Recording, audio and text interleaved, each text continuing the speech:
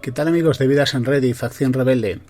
Hoy voy a hablaros de algunas anécdotas muy personales y para mí muy entrañables.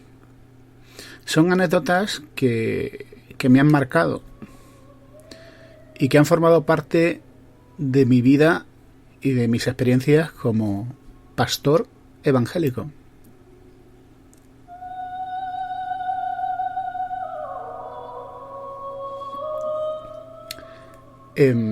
Algunos que me conocéis, y doy por hecho que muchos de los que me seguís de hace bastante tiempo, habéis cazado algún comentario aislado. No es algo de lo que esté hablando continuamente, no es algo de que esté continuamente haciendo referencia. No hace mucho hablaba con Tupamaro, que me decía, bueno, Converso, tú eres pastor evangélico.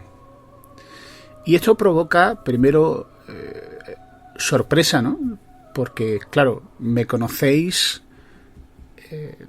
por la faceta tecnológica, la parte en la que yo hablo de gadgets y, bueno, y últimamente hablo mucho más de política. Y provoca otra reacción, ¿no? Que es la sorpresa, pero también el desconocimiento, porque en nuestra España aislada durante tantos años de franquismo, solo ha habido una iglesia, la Iglesia Católica Romana, y otras confesiones religiosas eran tan minoritarias que se veían como algo extraño, ¿no?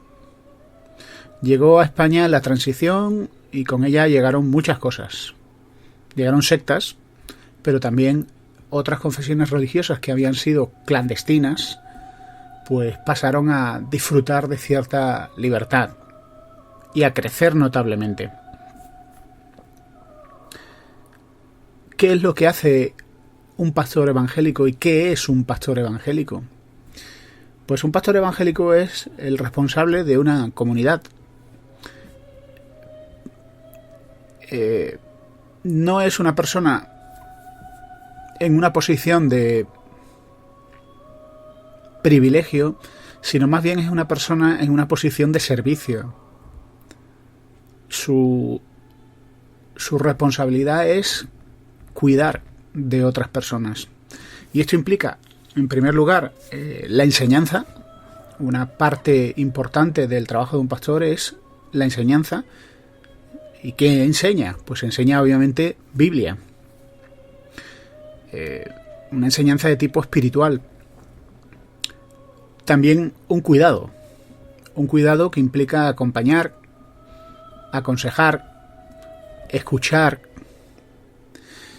Implica a veces, bueno, muchas veces, mediación familiar, es decir, mediar en conflictos familiares, mediar en todo tipo de necesidades que las personas pueden tener. La gente de puertas adentro es muy diferente de cómo es la gente de puertas afuera. Y aunque de puertas afuera mantenemos nuestra mejor cara, de puertas adentro puede haber conflictos, puede haber necesidades en las que bueno, pues se pueden sincerar. Y un pastor normalmente es una persona de mucha confianza para las personas de su comunidad. Y aunque no practicamos la confesión como los católicos, sí practicamos pues esa ayuda mutua. Para mí ser pastor es la punta del iceberg. O sea, quiero decir, ser un podcaster de tecnología es la punta del iceberg. Cuando la gente dice, Converso, ¿cómo te da tiempo a tanto? Mi respuesta siempre es la misma. Si supieras que la tecnología, los podcasts, los libros que escribo son solo una parte muy pequeña, te sorprendería aún más, porque para mí la comunidad de la que soy parte me lleva muchísimo más tiempo, muchísimo más trabajo y más desvelos. Y una cosa, no me estoy pretendiendo hacerme el mártir. Lo que quiero decir, para mí es un privilegio y una satisfacción muy grande ser parte de la iglesia local de la que soy parte. para mí las relaciones que tengo, las amistades que tengo son amistades muy muy significativas y en un sentido muy literal, para mí son familia, en un sentido muy real. Así que me vais a permitir que os cuente algunas cositas muy íntimas. Obviamente no voy a dar datos personales y algunas de las cosas que voy a contar, porque yo sé que hay gente que me oye de la iglesia, no necesariamente son de nuestra iglesia, porque además de ser pastor de una iglesia, yo con frecuencia salgo a dar charlas a otros sitios. Así que soy un poco, a veces, predicador itinerante. Pues a veces voy a otras ciudades a hablar y todos los años pues siempre doy varias charlas en distintas ciudades. Y eso también me permite tener contacto con otras personas.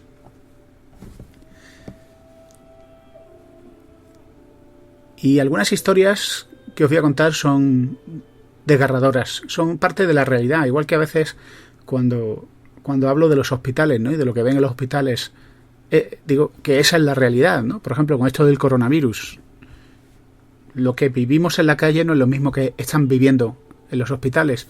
Pues lo que yo estoy viviendo como pastor es una realidad que está delante de nuestras narices, pero que nosotros no somos capaces de identificar.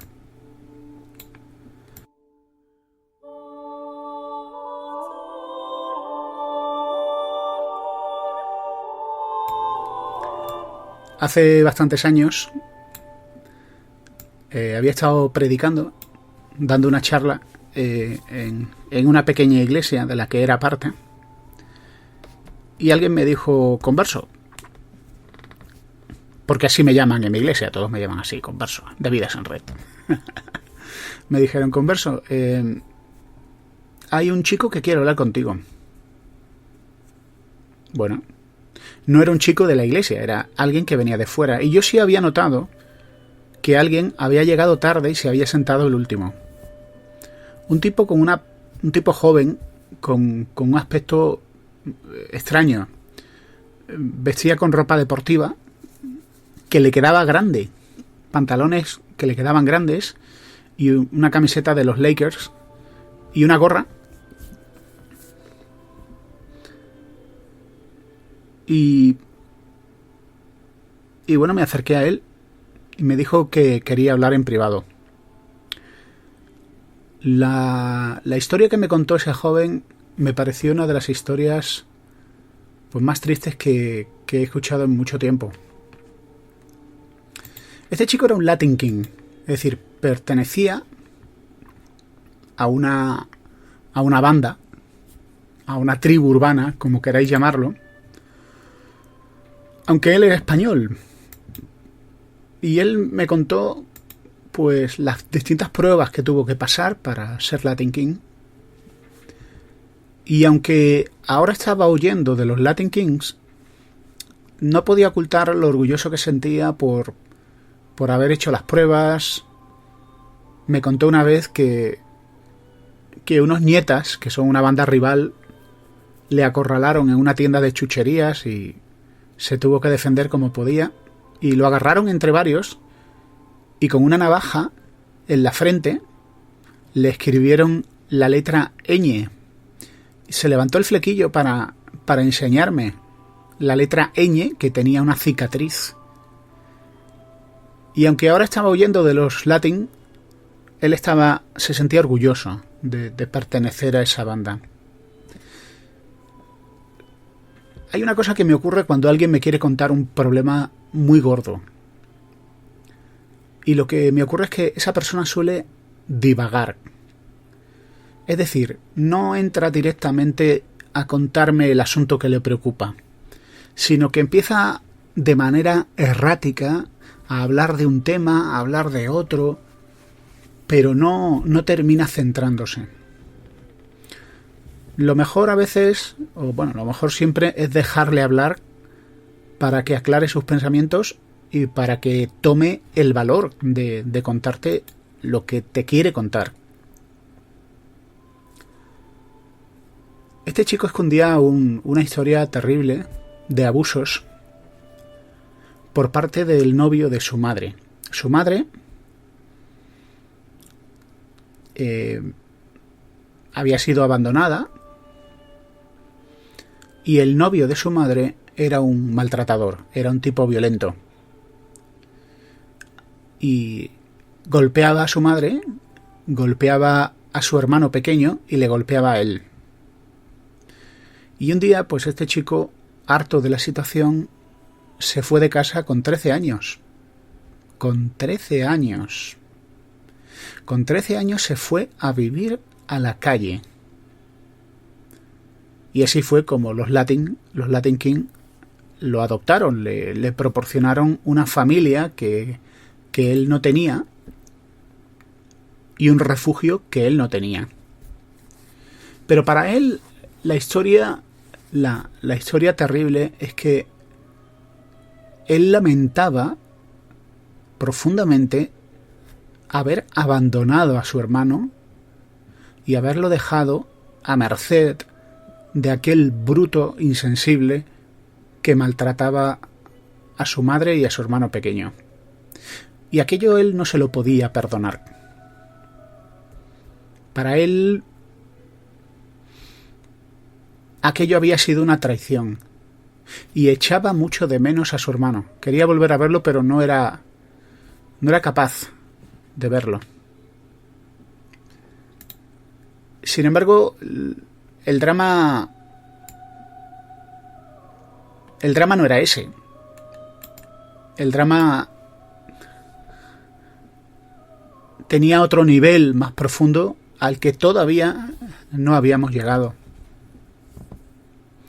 El chico siguió su conversación errática diciendo que a él le gustaría ser limpiabotas en África, que le gustaría dejar atrás todos los problemas que tenía y empezar de cero, aunque fuera de la forma más humilde y sencilla, empezando como limpiabotas en África. Pero claro, él no podía salir del país ya que tenía causas penales contra él y estaba en busca y captura por la policía. De modo que no podía ir a una comisaría de policía a solicitar un DNI. Así que estaba en la clandestinidad total. Me reconoció que otro pastor de una iglesia del sur de Madrid, un pastor de origen latinoamericano, le había ayudado mucho. Le había hablado de Dios, le había ayudado incluso económicamente, y él me decía con lágrimas en los ojos, empezó a llorar, pero a llorar de forma desconsolada, que el dinero que le había dado ese pastor, le dijo: mira, esto es dinero de ofrendas, utiliza bien este dinero, porque este dinero me lo han dado a mí para mi cuidado y para hacer cosas buenas, así que no lo utilices mal. Y él me decía a mí: pastor, el dinero que me dio me lo gasté en drogas.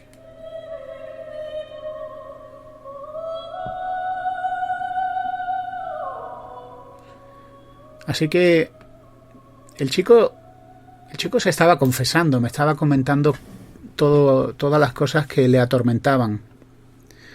Y en medio de esta conversación algo salió de él. Una advertencia. Este chico, que había mostrado sus lágrimas, de pronto me enseñó los colmillos. No le digo que hoy puedo estar hablando con usted, pastor, comentándole mis problemas, pero si un día me lo encuentro por la calle, a lo mejor le atraco, o a lo mejor hago alguna payasada y le tiro algo encima, o me río de usted, porque tampoco puedo controlar lo que hago. Y más que una amenaza, aquello era otra confesión de que era incapaz de dejar una vida que no le había traído más que problemas con la ley, el abandono de su hermano pequeño y además vivir en la calle.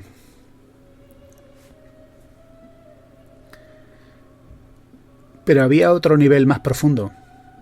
Había otra capa inferior que todavía no había salido y que era la razón por la que en su desesperación se había metido en un sitio donde normalmente no se metería, que es en un local de reuniones de unos cristianos.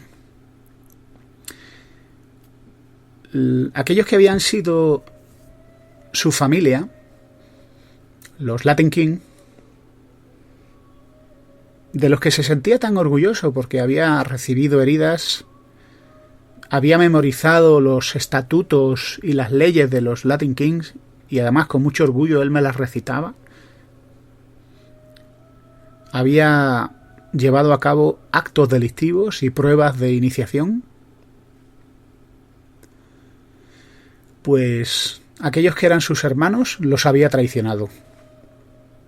Le había robado dinero a alguien a quien no debía de haberle robado dinero.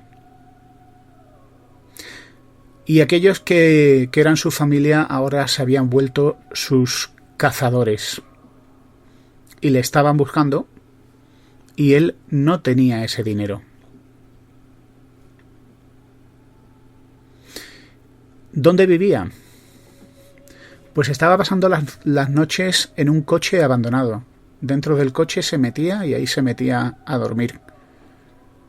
El chico venía del sur de Madrid y se había ido varios barrios dentro del sur para huir de la gente que le buscaba. ¿Qué puedo hacer? ¿Qué puedo hacer? Era lo que me preguntaba. Mi respuesta fue una respuesta que le daría a cualquiera. Lo que no sé es si al final me hizo caso, porque después de darle el consejo que le di, no lo he vuelto a ver nunca más.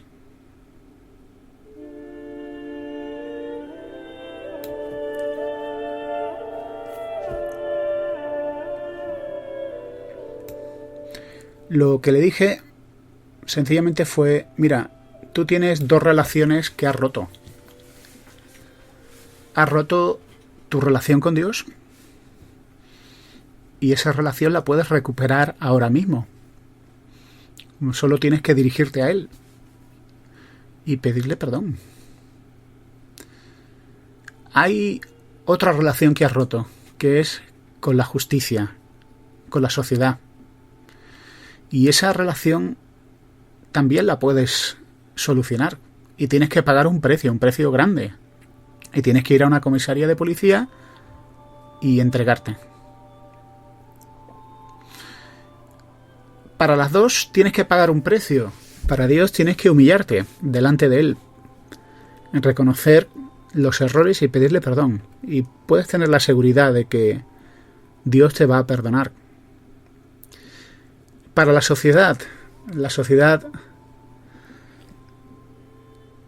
también va a aceptar tu perdón, pero tampoco va a evitar las consecuencias. En el caso de Dios hubo alguien que sufrió las consecuencias de tus crímenes, que fue Jesús, y Él en la cruz fue tu salvoconducto y fue tu cabeza de turco. Él recibió ese castigo.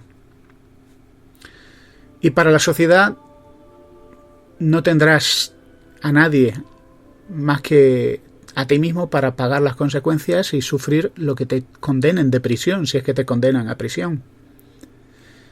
Pero si haces lo que te digo, podrás empezar de cero sin necesidad de irte a África. Podrás empezar de cero y empezar una nueva vida.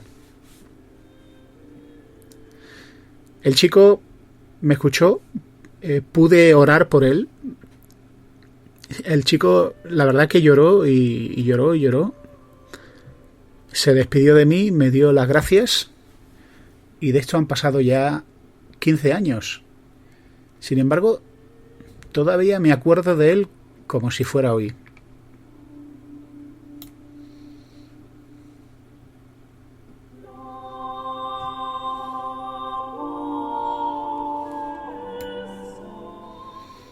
Hay muchas personas que quieren empezar de cero y que quieren reiniciar su vida.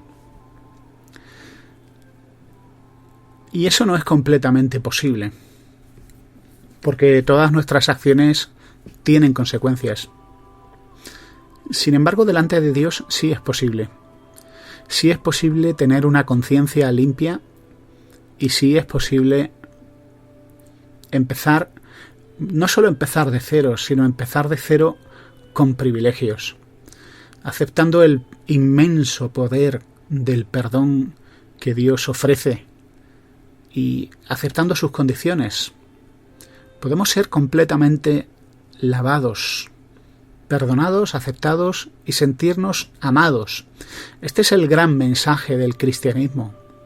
Un perdón y un amor que se nos ofrece porque ha sido posible gracias a la misión que Jesús llevó a cabo. Una misión casi imposible, pero una misión que nos ha traído una liberación absoluta.